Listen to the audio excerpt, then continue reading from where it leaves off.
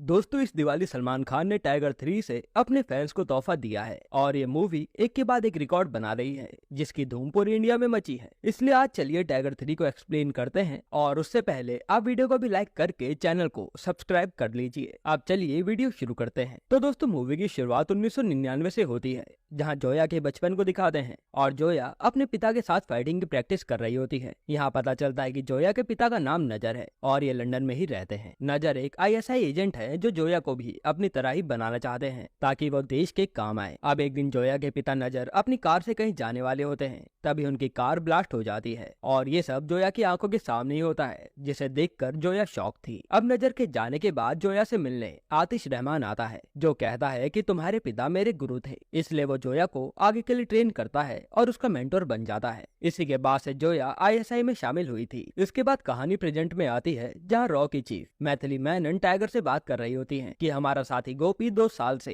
तालिबान पर नजर रख रहा था, पर उसकी कई दिनों से कोई खबर नहीं आई है, इसलिए हो सकता है कि वो पकड़ा गया हो और उसकी जान बचाना हमारा फर्ज है। अब इस मिशन का नाम टाइम पास रखा जाता है और टाइगर मिशन के लिए तैयार हो जाता है। इसके बाद टाइगर को गोपी की लोकेशन मिलती है और वो तुरंत उसके पास पहुंच जाता है जहां वो लोग गोपी को बहुत ही बुरी तरह से मार रहे थे। अब जैसे ही वो लोग गोपी को जान से मारने वाले होते हैं, उससे पहले टाइगर वहां पहुंचकर गोपी को बचा लेता है और उसे अपने साथ ले जाता है। पहले तो टाइगर गोपी को रो के चॉपर में बैठाता है और फिर उन सबका ध्यान अपनी ओर करवाने लगता है क्योंकि ये लोग उनका पीछा इतनी आसानी से तो नहीं छोड़ने वाले। अब उन सबको ठिकाने लगाने के बाद टाइगर भी उस चॉपर में जाने के लिए बाइक से भागता है, पर ये तालिबानी वहां तक पहुंचने वाला ब्रिज ही उड़ा देते हैं। जिसके बाद टाइगर किसी तरह से अपनी बाइक ऊपर की ओर ले जाता है और डायरेक्ट चॉपर की ओर छलांग लगाकर उसे पकड़ लेता है और यहाँ से ये लोग गोपी को बचाकर इंडिया के लिए निकल जाते हैं। अब चॉपर में गोपी टाइगर को कुछ सीक्रेट बताता है कि पाकिस्तान अब कुछ बड़ा करने की फिराक में है और हम में से कोई डबल एजेंट भी उनके साथ मिला हुआ है और वो जोया है। ये कहकर गोपी मर जाता है, लेकिन ये सुनने के बाद टाइगर के तो होश उड़ जाते हैं और वो सीधा अपने घर आ जाता है जोया और अपने बेटे जूनियर से मिलने।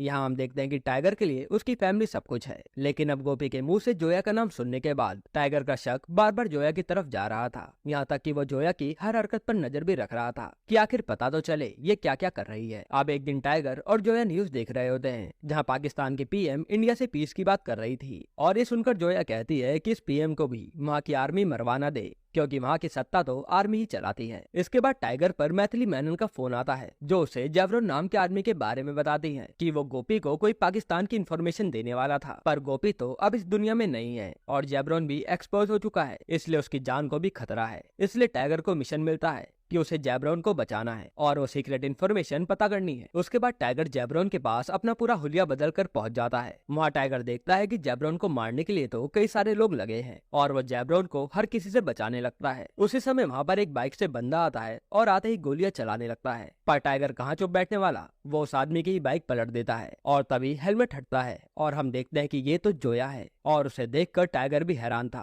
कि ये यहाँ कैसे आई। पर जोया टाइगर को नहीं पहचान पाती क्योंकि टाइगर ने तो अपना हुलिया बदला हुआ था। अब टाइगर पहले तो जाकर जेब्रॉन को सेव करता है और फिर वो जोया के पीछे जाता है जहाँ इन दोनों की लड़ाई होती है और टाइगर जोया को पकड़ लेता है और उससे कहता है कि हाँ, मरता हुआ आदमी सच ही कहता है। ये कहने के बाद टाइगर अपना फेस दिखाता है और तभी पीछे से कोई टाइगर को मारकर बेहोश कर देता है। अब जब टाइगर की आंखें खुलती हैं तो वो अपने आप को बंधा हुआ पाता है और उसके सामने स्क्रीन पर आतिश रहमान आता है। टाइगर उसे देखते ही कहता है कि तू अभी तक जिंदा है, यानी ये दोनों एक दूसरे को पहले से जानते हैं। वहाँ हम देखते हैं कि उसके चंगुल में जोया और जूनियर बैठे हैं जिन्हें देखकर टाइगर आतिश पर भड़कने लगता है। तब आतिश उसे 12 साल पहले की कहानी सुनाता है और हम फ्लैशबैक में देखते हैं कि उस टाइम पर इंडिया और पाकिस्तान का एक पीस समिट होने वाला था ताकि दोनों देशों के बीच शांति रह पाए, लेकिन आतिश इस समिट के लिए बिल्कुल भी खुश नहीं था क्योंकि उसका मानना था कि इंडिया से हाथ मिलाना उसके सामने घुटने टेकना है और वो जोया से कहकर इंडिया के आर्मी जनरल को मरवाना चाहता था ताकि यह समिट ना हो पाए। पर ये सुनकर जोया कहती है कि मैं तुम्हारी एजेंट नहीं बल्कि पाकिस्तान की एजेंट हूँ, इसलिए मैं ऐसा कुछ भी नहीं करने वाली जिससे पाकिस्तान पर आ जाए। ये सुनते ही आतिश अपने आदमियों से जोया को पकड़वा देता है क्योंकि जोया उसके इस मिशन के बीच खतरा बन सकती है और आतिश का ये काम उसकी प्रेग्नेंट बीवी शाइना करने के लिए कहती है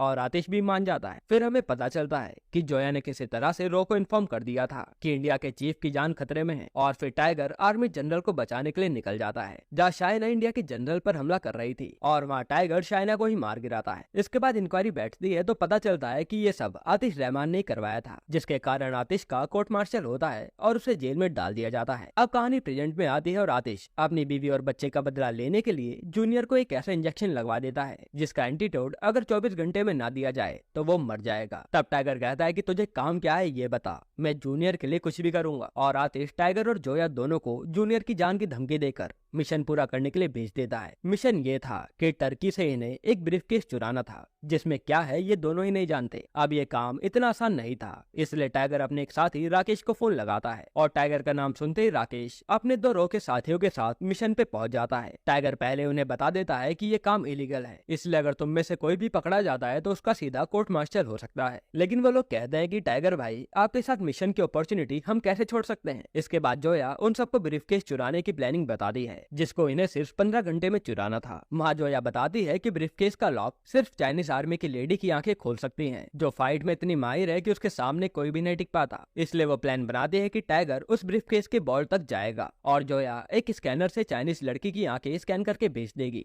जिससे ब्रीफकेस उनके पास होगा। अब एक तरफ तो जोया किसी तरह से बचते बचते उस लड़की तक पहुंच जाती है जो वहाँ पर मसाज ले रही थी, और दूसरी तरफ टाइगर छत से बॉल्ट के अंदर चला जाता है। अब वहाँ पर किसी तरह से जोया उस लड़की की आंखें स्कैन करने लगती है, लेकिन इन दोनों के बीच भयंकर लड़ाई शुरू हो जाती है, जहां पहले तो वो लड़की जोया पर खूब भारी पड़ रही थी, पर अंत में जोया उसे मार गिराती है। और इधर टाइगर भी सिक्योरिटी को मारकर बोल्ट के पास आंख के स्कैनर का इंतजार ही कर रहा था। अब जैसे जोया स्कैनर भेजती है, टाइगर उसे अनलॉक करके ब्रीफकेस निकाल लेता है। फिर जैसे ही वहाँ पर सायरन बजकर आर्मी वाले आते हैं तो टाइगर वहाँ पर धमाका करके वहाँ से भाग निकलता है। इसके बाद टाइगर को लगता है कि ये मिशन तो पूरा हुआ, पर किसी ने तो वहाँ की पुलिस को पहले इन्फॉर्म कर दिया था और सारे पुलिस वाले अब टाइगर के पीछे लग जाते हैं। तब टाइगर एक जगह पर अपने साथी करण को ब्रीफकेस देकर उतार देता है कि इसे जोया तक ले जाओ, और वो जाकर उन पुलिस वालों को भटकाने लगता है, लेकिन फिर भी उसे चारों तरफ से पुलिस वाले घेर लेते हैं और टाइगर भी चुपचाप सरेंडर कर देता है। इधर जोया उस ब्रीफकेस को लेने के बाद सीधा आतिश के पास जाती है और पूछती है कि इसमें क्या था जो इतना बवाल हुआ। तो वहाँ पता चलता है कि चाइना ने पाकिस्तान को कुछ मिसाइल्स दी थी जिसका कोड इसी में है, और आतिश का प्लान था कि पाकिस्तान इस चीज के लिए हिंदुस्तान को गुनहगार मानेगा और फिर दोनों देशों के बीच मामला गर्म हो जाएगा। ये सुनकर जोया के होश उड़ जाते हैं कि उन्होंने ये क्या कर दिया। हालांकि जोया का जूनियर तो अब सेफ था,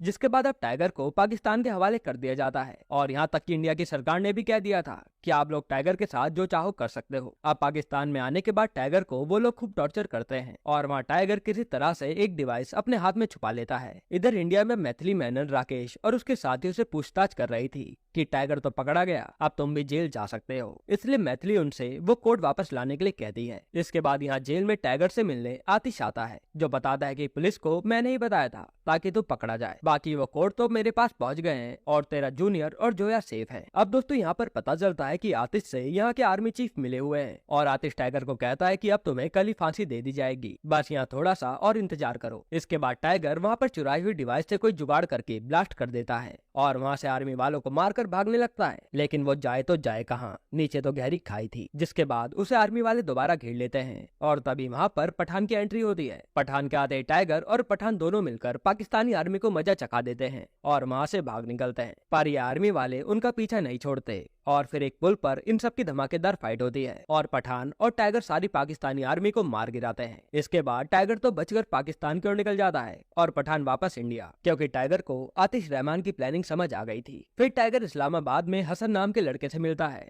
जिसके बारे में पता चलता है कि ये तो वही लड़का है जिसे टाइगर ने एक द टाइगर मूवी में बॉम्ब से बचाया था, और टाइगर और जोया दोनों हसन की पढ़ाई का खर्चा उठा रहे थे। अब हसन जो बड़ा होकर हैकर बन चुका है, वो टाइगर की बात जोया से करवाता है और वह टाइगर देखता है कि जोया के साथ राकेश और उसके दोनों साथी तो है ही, बाकी 2 ISI के एजेंट भी हैं जो कि जोया का साथ ही दे रहे थे। वह टाइगर उन्हें बताता है कि आतिश रहमान बहुत बड़ी प्लानिंग कर रहा है, वो सरकार का पूरा तख्ता पलट ही करना चाहता है ताकि वो वहाँ का PM बन पाए। ये सुनने के बाद सब लोग समझ जाते हैं कि अगर आतिश पाकिस्तानी गद्दी पर बैठा तो वॉर होने से कोई नहीं रोक सकता। तब टाइगर कहता है कि कल 14 अगस्त है, यानी पाकिस्तान का आजादी का दिन, और उसी दिन PM को वहाँ का आर्मी चीफ मार देगा, जिसकी जगह फिर आतिश रहमान लेगा, इसलिए हमें किसी भी हाल में PM को बचाना है। अब इसके बाद ये लोग अपनी नई ID बनाते हैं और अगले दिन PM हाउस में बावर्ची बनकर चले जाते हैं। अब ये सब अपनी अपनी पोजीशन लेकर खड़े होते हैं। तब वहाँ पर टाइगर सीधा पीएम से जाकर मिलता है और उन्हें सब कुछ बताता है कि आपको मारकर आतिश रहमान गद्दी पर बैठना चाहता है। पहले तो पीएम को विश्वास नहीं होता, पर जैसे ही उन्हें गोली की आवाज आती है वो मान जाती हैं। असल में उसी समय वहाँ पर आर्मी चीफ भी आ चुका था